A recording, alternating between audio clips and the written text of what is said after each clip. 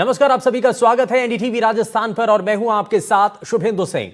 झालावाड़ शहर के forest area में लगातार हो रहा अवैध स्थानीय प्रशासन के लिए जो अवैध खनन है वो स्थानीय प्रशासन के लिए बड़ी चुनौती बन गया है। खनन माफियाओं के हौसले इस कदर बुलंद हो गए हैं कि कवरेज करने गई एनडीटीवी राजस्थान की टीम पर हमला कर दिया गया। टीम पर खनन माफियाओं के गुर्गों ने गाली गलौज करते हुए पथराव शुरू कर दिया। गनीमत रही कि हमारी टीम के किसी सदस्य को इस दौरान चोट नहीं आई है। उन्हें मौके से जान बचा करके वहां से निकलना पड़ा, लेकिन इस पथराव ने कई सवाल खड़े कर दिए हैं। वन विभाग मुख्यालय के कार्यालय से महज 2 से 3 किलोमीटर की दूरी पर ही धड़ल्ले से अवैध खनन चौंकाने वाला है। एनडीटीवी की टीम ने वन विभाग के अधिकारियों से बात की तो उन्होंने सिर्फ इतना ही कहा कि मामला दिखवाते हैं, लेकिन झालावाड़ के बालगढ़ में लेकर के देवरी खटा तक दर्जनों स्थानों पर खुलेआम सैंडस्टोन का अवैध खनन हो रहा है और यह माफिया इतने निडर हो चुके हैं कि बाहर का कोई भी व्यक्ति यदि उनके इलाके में कदम रखे तो वो उस पर हमला करने को उतारू हो जाते हैं और जानलेवा बन जाते हैं। सूत्र यह भी बताते हैं कि वन क्षेत्र में अवैध खनन की गतिविधियां वन विभाग के फील्ड स्टाफ की मिलीभगत से चल रही हैं और इस पूरे क्षेत्र में सुप्रीम कोर्ट का फैसला आने से पहले खाने चला करती थी, जिनको अब अवैध खनन माफिया के लोग काट रहे हैं। सूत्र यह भी बताते हैं कि वन विभाग के फील्ड स्टाफ के सदस्य इन पुरानी खानों में नाप करके अवैध रूप से खननकर्ताओं को खनन के लिए जगह भी देते हैं। इसके बदले हर महीने 5,000 से 10,000 रुपए तक उनसे वसूले जाते हैं और इसी सिस्टम को अपनाते हुए इस पूरे क्षेत्र में दर्जनों खाने अवैध तरीके से चलाई जा रही हैं, जिन पर यदि कभी वन विभाग के अधिकारी कार्रवाई करना चाहे भी तो उनके दफ्तर से निकलने से पहले वन विभाग के फील्ड स्टाफ द्वारा जानकारी अवैध खननकर्ताओं को पहुंचा दी जाती है। अब आप सोचिए कि कितना बड़ा यह सिस्टम बना हुआ है, कितना बड़ा यह नेक्सस है। वहां पर अगर कोई कार्रवाई करने के लिए टीम पहुंचती है तो पहले से ही कानो कान उनको जानकारी दे दी जाती है, उनको बता दिया जाता है कि अब कार्रवाई होने वाली है। तो अब सवाल यही है कि आखिर ऐसे लोगों के खिलाफ एक्शन क्या होना चाहिए, एक्शन कब होगा। अपनी बात में आज इसी मुद्दे पर हम चर्चा करेंगे, क्योंकि खनन माफिया बेलगाम हो चुके हैं और सवाल यही कि कैसे इन पर रोक लगाई जाएगी। देखो, पूरे ज़िले में कहीं भी ऐसी खनन हो, अवैध परिवहन हो, ऐसी कोई भी अवैध गतिविधियां हैं, ऐसी जब भी मेरे पास न्यूज़ आती है, खबर आती है, कंप्लेंट आती है तो संबंधित रेंजर को इन्फॉर्म किया जाता है और उनके द्वारा संबंधित नाके का स्टाफ जो है उनके द्वारा कार्रवाई की जाती है। देवरी घाटा नाके की जो बात कर रहे हैं तो वहाँ से बीच बीच में शिकायतें आती रहती है और जो वहाँ के रेंजर है वो भी समय समय पर कार्रवाई करते रहते हैं। और किसी पर्टिकुलर जगह की है, आप जिस तरह कह रहे हैं कि वहाँ ज़्यादा खनन हो रहा है, तो फिर एक बार रेंजर को बोला जाएगा, मैं खुद मौके पे जाके देखूंगा ऐसी कौन सी जगह है और अगर सच में ऐसी गतिविधियाँ पाई जाती है तो जो भी सूटेबल एक्शन है वो लिया जाएगा। झालावाड़ में वन विभाग की मिलीभगत और इसकी कारस्तानियों के चलते अवैध खननकर्ताओं ने झालावाड़ की पहाड़ियों का सीना छलनी करके रख दिया है। झालावाड़ के देवरी घाटा क्षेत्र में हम इस वक्त मौजूद हैं। यहाँ इस पूरी पहाड़ी में चारों तरफ अवैध खनन का जाल बिछा हुआ है। 2 खाने यहाँ पर लीज होल्डर हैं उनकी चलती हैं, यानी कि एग्रीमेंट की 2 खाने हैं, उनकी आड़ में यहाँ बड़े पैमाने पर अवैध खनन किया जा रहा है, जो सारा वन कर्मियों की मिलीभगत से हो रहा है। मेरे पीछे आप देख सकते हैं कि बड़ी खनन गतिविधि यहाँ पर नज़र आती है। बड़ी तादाद में यहाँ से पत्थर काट कर बेचा जा रहा है। ये तो सिर्फ एक बांध की है, ऐसे सैकड़ों गड्ढे, दर्जनों गड्ढे इस पूरी पहाड़ी में चल रहे हैं, जो यहाँ देवरी घाटा से शुरू होकर और झालावाड़ के समीप बालगढ़ तक जाते हैं। वन विभाग के जो अधिकारी और कर्मचारी हैं वो लगातार अवैध खनन की बात से इनकार करते हैं, लेकिन एक कहावत है कि हाथ कंगन को आरसी किया और पढ़े लिखे को फारसी किया। पूरा जो पहाड़ी है पूरी तरह से अवैध खनन से छलनी हुई पड़ी है। लगातार यहाँ के जो रास्ते हैं उन पर ताज़ा गाड़ियों के टायर के निशान हैं, क्योंकि इस पूरे अवैध रास्तों पर गाड़ियाँ दिन रात दौड़ रही हैं और अवैध खनन का पत्थर यहाँ से निकाल कर ले जा रही हैं।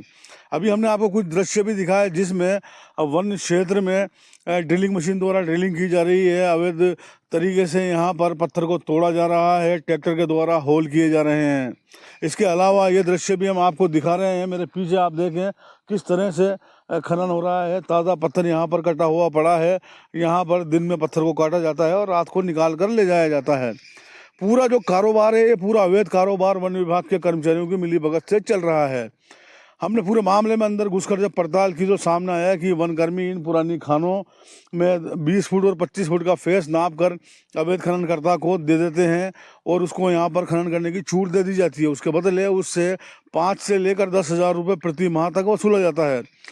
वन विभाग के अधिकारी और कर्मचारी सब कुछ जानते हैं, लेकिन आंखें बंद किए हुए बैठे हैं और लगातार इस वन क्षेत्र को बर्बाद होते हुए देख रहे हैं। अभी वन विभाग के अधिकारियों से भी हम इस पूरे मामले को लेकर बात करेंगे। दृश्य हमने आपको अभी सारे दिखाए हैं, जिससे ये साफ तौर पर जाहिर होता है कि कितने बड़े पैमाने पर यहाँ पर ये अवैध गतिविधि चल रही है। तो इस पूरे इलाके के अंदर यहाँ पर इसी तरीके से अवैध रूप से खनन का काम किया जा रहा है। और आप समझिए कि अगर कोई रोकने की कोशिश करता है तो उनके ऊपर पत्थर मारे जाते हैं, उनको वहां से बाहर भेजने की हर संभव कोशिश की जाती है। और इस सब के लिए मिलीभगत का एक बड़ा खेल चल रहा है। और इसमें जो वहां पर वन विभाग के लोग हैं वो भी इसमें शामिल बताए जा रहे हैं, जो पूरी जानकारी देते हैं कि कब वहां पर कौन सी टीम पहुंच रही है, वहां पर कार्रवाई करने के लिए कौन आ रहा है। और इसी का फायदा उठा करके ऐसे जो खनन माफिया हैं मौके का फायदा उठा करके वहां से भाग जाते हैं। क्या कार्रवाई हो, इसी को लेकर के सवाल है। और इसको जरा समझने के लिए एक खास और बड़ा पैनल हमारे साथ कार्यक्रम में जुड़ चुका है। जरा सबसे पहले आपको मिलवा देते हैं उनसे। हमारे साथ सामाजिक कार्यकर्ता कैलाश मीणा जी कार्यक्रम में जुड़ चुके हैं। सर बहुत स्वागत है आपका। हमारे साथ पूर्व एडिशनल PCCF रघुवीर सिंह शेखावत जी कार्यक्रम में जुड़ चुके हैं। सर बहुत स्वागत है आपका। हमारे साथ पर्यावरण मनु सिंह जी कार्यक्रम में है। सर बहुत स्वागत है आपका। और हमारे साथ पूर्व IPS प्रसन्ना के खमिसरा जी कार्यक्रम में जुड़ चुके हैं। प्रसन्ना सर बहुत स्वागत है आपका NDTV राजस्थान पर। प्रसन्ना सर मैं शुरुआत आपसे ही कर रहा हूं। ये जिस तरीके की तस्वीर है आप देखिए कि वहां पर एक तो अवैध रूप से खनन का ये काला कारोबार चल ही रहा है, लेकिन अगर वहां पर इसकी तस्वीर कोई दिखाए, इसके बारे में कोई सवाल उठाए तो उनके खिलाफ वहां पर मारपीट उनके साथ की जाती है। और जब शिकायत करने के लिए पुलिस के पास पहुंचे तो वहां शिकायत दर्ज नहीं होती है। तो यानी कि नजर यह आता है कि पूरा सब कुछ घालमेल चल रहा है, वहां सभी का आपस में सहयोग है, तभी इतना बड़ा ये खनन का कारोबार चल रहा है और इस पर कोई कार्रवाई नहीं कर रहा है। विंदर जी, सबसे पहले सभी को नमस्कार। चूंकि मैं कोटा रेंज IG रह चुका हूं तो कुछ क्षेत्र की मुझे जानकारी है। सबसे पहली बात कि झालावाड़ और झालावाड़ के आसपास माइनिंग का कभी बहुत बड़ा इश्यू रहा नहीं और ना अवैध खनन का कोई मेजर इश्यू वहां रहा है। निश्चित तौर पे कुछ अवैध खनन होता है और ऐसी शिकायतें आती भी रही है और उनके खिलाफ वन विभाग ने भी कार्रवाई की है, माइनिंग ने भी की है, पुलिस ने भी की है। जहाँ तक ये पर्टिकुलर इशू जो आज जो डेवलप हुआ है और NDTV की टीम के साथ में कुछ वारदात की गई है, ऐसी घटनाक्रम डेफिनेटली वहाँ हो सकता है क्योंकि इस तरह की घटनाएं वहाँ कभी कभी होती रही। लेकिन मैं सोचता हूँ कि अगर पुलिस को अप्रोच किया जाए तो मुकदमा इस पर दर्ज करके उनके खिलाफ कार्रवाई निश्चित तौर पे होगी। क्योंकि मैंने ये देखा है उस कार्यकाल में कि वहाँ अवैध खनन के काफी केसेस जितने पास के जिले में बारा वगैरह में और बूंदी में जो अवैध खनन होता था उतनी मात्रा में झालावाड़ में नहीं था। बट स्टिल जो भी अगर ऐसी घटनाएं हुई हैं तो काफी प्रकरण समय समय पर दर्ज किए जाते रिपोर्ट में हमने रहे। दिखाया सर, प्रसन्ना सर रिपोर्ट में साफ साफ दिखाई देता है कैसे वो ये खनन का काम करते हैं। दिन में वो काट करके रखते हैं, रात में उठा के ले जाते हैं और उनको रोकने वाला कोई है हाँ, नहीं। ये एक मॉडस ऑपरेंडी रहा है। हाँ ये मॉडस ऑपरेंडी पूरे कोटा रूरल क्षेत्र में, बूंदी में, बारा में, सभी जगह रहा है। और इसमें केवल अपन वन विभाग का ही नहीं, वन विभाग और पुलिस, मैं ये डेफिनेटली मान सकता हूँ कि वन विभाग के कुछ कर्मचारी जब कार्रवाई के लिए जाते हैं तो कहीं ना कहीं प्री सूचना वो पुलिस में भी हो जाती है, माइनिंग डिपार्टमेंट से भी होती है, वन विभाग से भी होती है। आवश्यकता इस बात की है कि तीनों विभाग मिलके इसमें कार्य करें, क्योंकि किसी एक पर्टिकुलर विभाग को अगर इसकी कहेंगे तो वो जिम्मेवारी इधर से उधर टालने वाली बात रही। इशू यही है कि नहीं, और तीनों दूसरा विभागों डर को वहां मिलकर पर लोगों में डर डिजाइन है, कार्रवाई करके और जो चाहे ये वो घटनाक्रम प्रशासनिक आज अधिकारी हो या कर्मचारी हो, वहां पर कोई जाने से भी डरता है क्योंकि वहां उनके साथ मारपीट कर दी जाएगी, नहीं तो वहां उनको दबा दिया जाएगा, उनको धमकियां दी जाएंगी। ये इतना बहुत बड़ा वहां पे इशू नहीं रहा है। मैं आपको स्पष्ट बता रहा हूँ कि झालावाड़ में इस तरह की चीज पहले कभी ज्यादा नहीं रही है। पूरे घटनाक्रम राजस्थान में कई जगह जगह ये ऐसा हुआ है। इस चीज से मना भी नहीं है कि मारपीट होती है, कहीं कहीं इवन पुलिस वालों के साथ मारपीट होती है। बूंदी में हुई है, बारा में हुई है, घटनाक्रम हुए हैं, झालावाड़ में भी हुए हैं, इस बात से मना ही नहीं है। लेकिन इसके साथ में इन सब चीजों पे कार्रवाई भी तीनों विभाग को कंबाइंड होकर करना चाहिए। ठीक है, मिलकर के कार्रवाई करने की जरूरत है इसमें। मैं कैलाश मीणा जी को इसमें जरा जल्दी से जोड़ देता हूं। कैलाश मीणा जी, एक चीज, क्योंकि ये जो खनन का खेल है ये रुकना चाहिए या नहीं रुकना चाहिए, भाई इस पर कार्रवाई होनी चाहिए। और चाहे कहीं पर भी हो रहा हो, कितनी भी मात्रा में हो रहा हो, अगर अवैध रूप से है तो क्यों चल रहा है वहां पर? देखिए, हम बार बार यही कहते हैं कि इसके लिए जवाबदेही किसकी है। धौलपुर में विस्फोटक 600 ट्रक के लगभग पिछले 10 साल से गायब, और बॉम्बे ब्लास्ट के बाद जो माइनिंग के लिए एक्सप्लोजिव काम में लिया जाता है, बॉम्बे ब्लास्ट के बाद 2008 में एक्सप्लोजिव रूल बने, और उनमें यह है कि उनका परिवहन कैसे किया जाएगा, कौन एक्सप्लोजिव यूज में लेगा।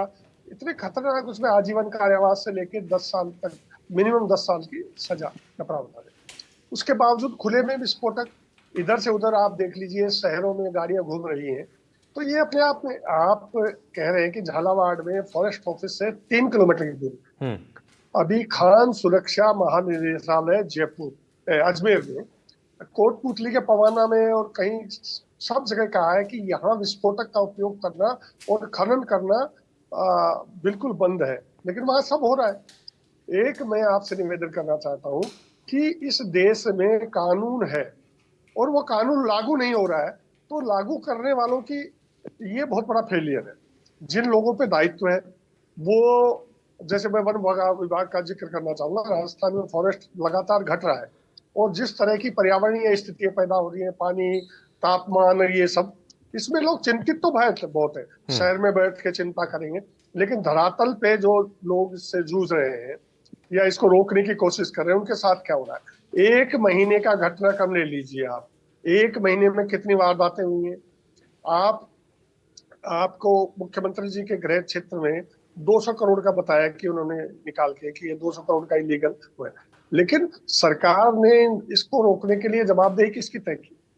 हर दिन अखबारों के पन्नों पे या लोग महसूस करते हैं रोजाना, क्योंकि जो लोग वहां इस अवैध खनन से पीड़ित हैं, उनकी आजीविका खत्म हो रही है। उनका पड़ोस में खेत है तो उनसे डस्ट आ रहा है, उनका पड़ोस में अगर छोटा वाटर बॉडी है तो वो इस इलीगल माइनिंग से खत्म हो रही है, वो अपनी स्थायी आजीविका के से महरूम हो रहा है। और जिन पे दायित्व है, अधिकांश में आप देख लीजिए, राजस्थान में उठा के 1 साल का देख लीजिए रिकॉर्ड, 1 महीने का ये देख लीजिए कि जिन लोगों ने रोकने की कोशिश की है इस अवैध खनन को, सरकारी अमले के अलावा, सरकारी अमले ने रोकने की कोशिश की है। पिछले दिनों पाली में की, वन विभाग के अफसर की हत्या हुई। मैंने इसमें बनास नदी में की, वो अभी वहां पे है, SMS हॉस्पिटल में है, और जहां जहां रोकने की कोशिश, और इसी डर की वजह से कोई वहां पर सवाल भी नहीं उठाता है, वहां कोई पूछता नहीं है। ये बिल्कुल खुला इन्होंने अपने बिठा रखे हैं। कोई भी बाहर की गाड़ी आएगी, प्रेस की गाड़ी आएगी, पुलिस की गाड़ी आएगी या विजिलेंस की गाड़ी आएगी, इनके 5-5 हजार में वहां पे हर गांव के उसके स्टैंड पे बैठे हैं, वो आगे से आगे नहीं। और इसमें मैं वापस लौटता हूँ कैलाश सर, मैं वापस लौटता हूँ। रघुवीर सिंह जी भी हमारे साथ हैं। रघुवीर सर, एक चीज बताइए, ये तो पता है ना कि खनन अवैध रूप से हो रहा है, कहीं पर कम हो रहा है, कहीं पर ज्यादा हो रहा है, और अगर जहां कम भी हो रहा है वहां अगर इस तरीके की घटनाएं हो, कार्रवाई ना हो, तो ये तो मनोबल बढ़ाएगा ना उनको। अभी तो कम कर रहे हैं, वो बाद में ज्यादा करेंगे वो। जी, जैसे अभी खमेसरा साहब ने बताया, बहुत सही बताया कि ये झालावाड़ जिला है, वे उतना संवेदनशील खनन की दृष्टि से विशेष तौर पे वन क्षेत्रों में नहीं रहा है। मैं भी 2004-5 में वहां पे DFO पदस्थापित रहा हूँ। हालांकि ये जो देवरी घाटा और झालावाड़ के आसपास का ये जो क्षेत्र है, इसमें भी क्योंकि सैंडस्टोन काफी ऊपर पाया जाता है और उस दृष्टि से काफी सेंसिटिव है, संवेदनशील है, और हमेशा इस तरह की संभावनाएं पहले भी बनी रहती थी और बनी रहती हैं। लेकिन धीरे धीरे आपने जैसे सही बताया कि एक अवैध खनन एक लॉ एंड ऑर्डर सिचुएशन बन गया है, जिसमें वन कर्मी भी ऑलमोस्ट एक मूक दर्शक हो गया है, क्योंकि एक माफिया डेवलप हो गया है, उनका अलग इंफॉर्मेशन सिस्टम है। और जैसे कैलाश जी ने बताया, चारों तरफ उनके आदमी बैठे रहते हैं, वहां पहुंचने से पहले उनको खबर हो जाती है, और अगर पहुंचते भी हैं तो उनके साथ मारपीट की वारदात बहुत ही कॉमन है। जैसे कई जगह पे इस प्रकार की वारदात होगी है। तो ये कैलाश जी कह भी रहे ना, खुल करके कह रहे हैं भाई, आप सरकारी अमले के अलावा देख लीजिए, जितने भी लोगों ने अगर विरोध किया है उनकी क्या हालत हुई है, उनके बारे में जानकारी ले लीजिए। तो ये बड़ा सवाल है, इसलिए कोई सवाल नहीं। ये सरकारी विभागों की भी यही हालत है। वन विभाग के लोग भी जगह जगह पिट रहे हैं, कई जगह मारपीट हुई है। चाहे वो पत्रकार हो, चाहे वन विभाग का आदमी हो। अगर पुलिस का भी अकेला आदमी जाएगा तो ऐसी वारदात होने की पूरी संभावना है।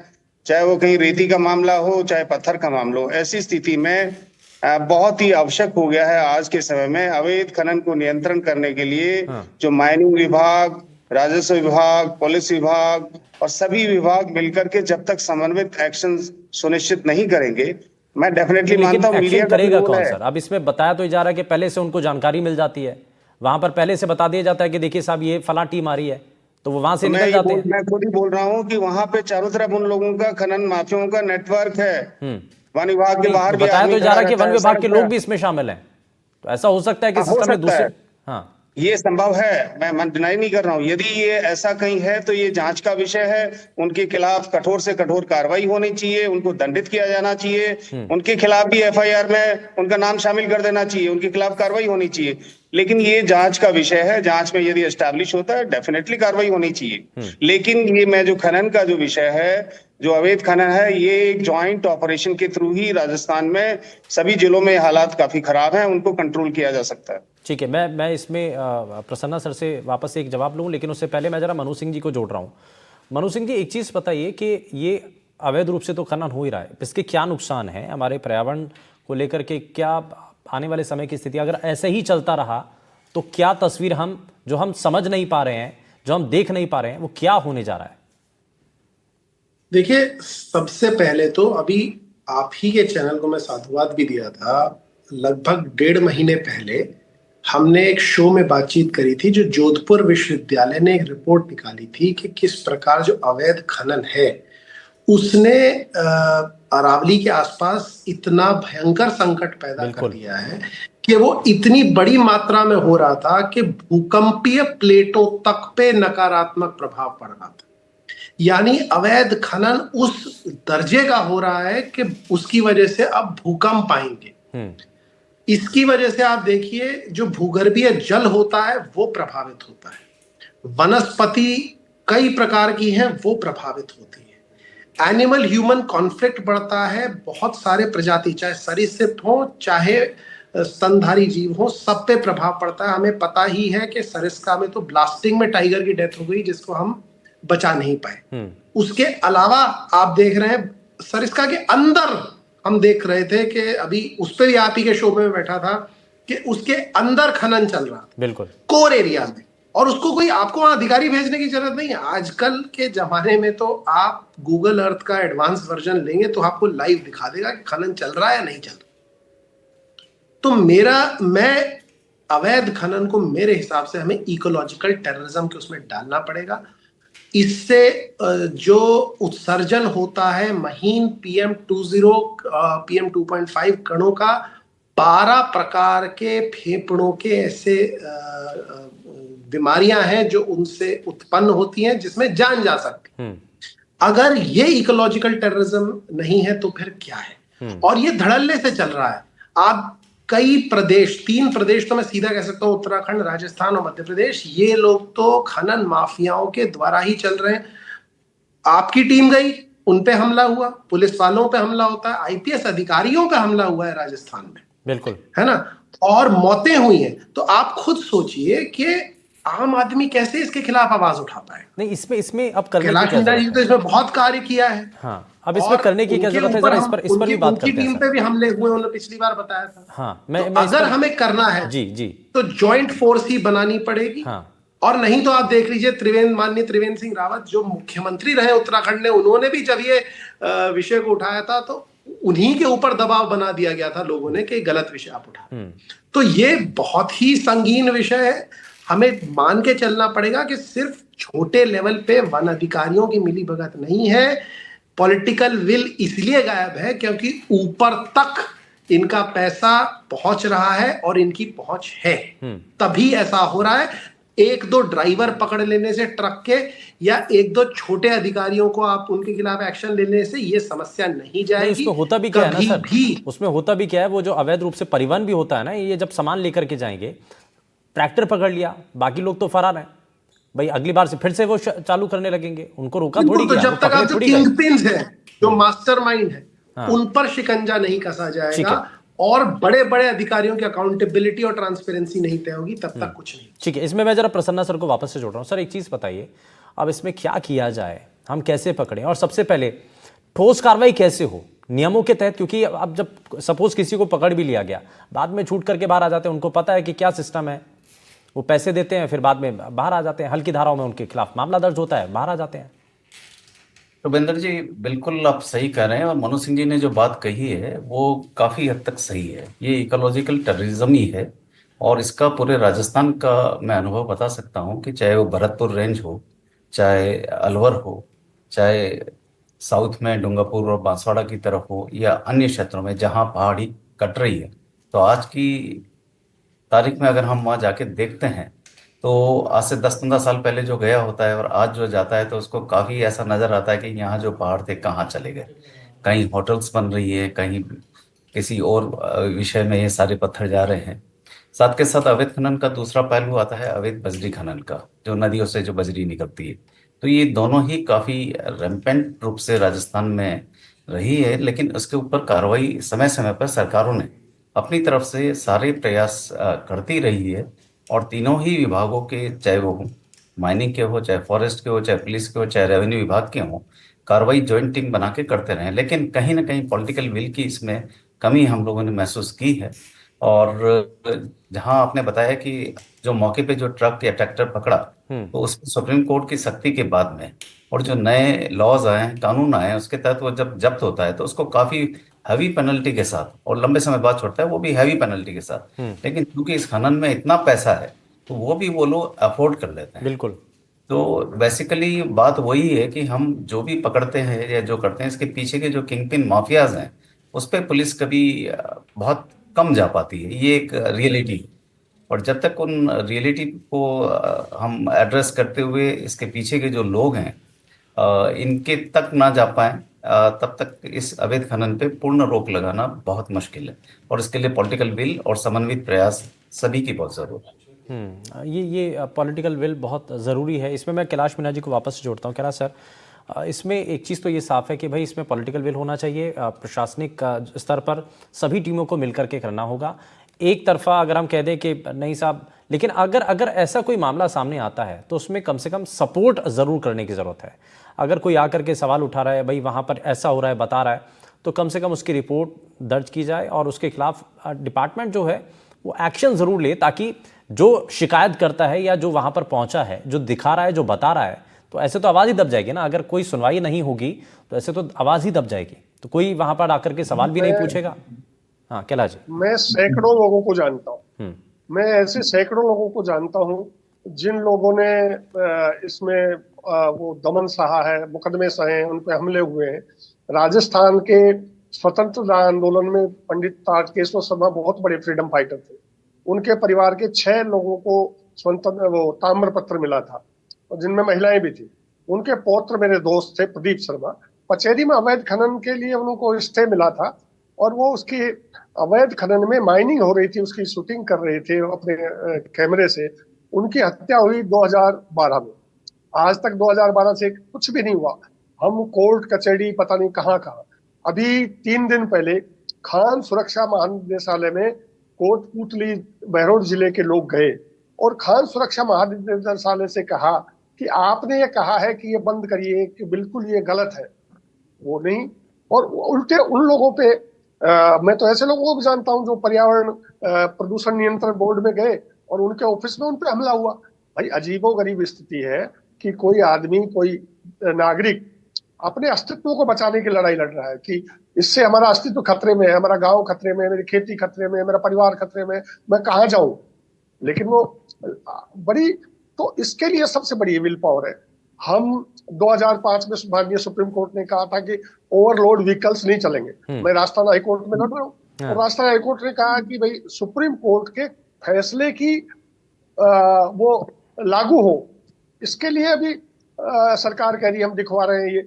भाई उसमें ये है कि अगर ओवरलोड ट्रक है तो आप उसको रोकिए, और उसको जब तक ओवरलोड वो सामान उसका खाली नहीं हो सकता, सीजर नहीं हो सकता, आगे नहीं जा सकते। लेकिन धड़ल्ले से चल रहे हैं। आप ये देखिए कि स्टेट हाईवे, नेशनल हाईवे पे हजारों ट्रक यही दौड़ रहे हैं, और उल्टे जो हम लोग लड़ रहे हैं वो उपहास का केंद्र है। हाँ। एक नौजवान यहाँ पे मैं बताऊं जिसने कार्रवाई करने की कोशिश की, कुछ मैं सरकारी ऑफिसर्स को सैल्यूट करता हूँ कि उन्होंने कार्रवाई कर, उल्टे उन्हीं को पनिशमेंट हुआ।